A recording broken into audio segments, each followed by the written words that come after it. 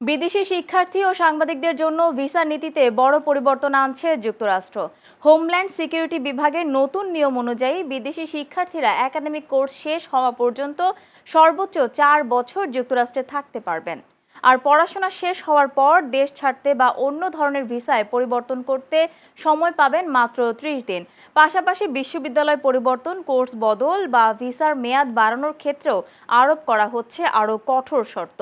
অন্যদিকে বিদেশি সাংবাদিকদের ভিসার মেয়াদ নির্ধারণ করা হয়েছে 240 দিন। ট্রাম্প প্রশাসনের দাবি, দীর্ঘদিন ধরে কিছু শিক্ষার্থী একের পর এক কোর্সে ভর্তি হয়ে ভিসা ব্যবস্থার অপব্যবহার করছিলেন।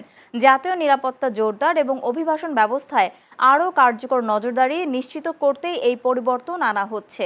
তবে আন্তর্জাতিক শিক্ষা প্রতিষ্ঠান ও সংবাদ মাধ্যম সংশ্লিষ্ট সংগঠনগুলোর আশঙ্কা, নতুন নিয়মে যুক্তরাষ্ট্রের বিদেশি শিক্ষার্থী ও গবেষকদের আগ্রহ কমে যেতে পারে এবং দীর্ঘমেয়াদী গবেষণা ও আন্তর্জাতিক সংবাদ কার্যক্রমও বাধাগ্রস্ত হতে পারে।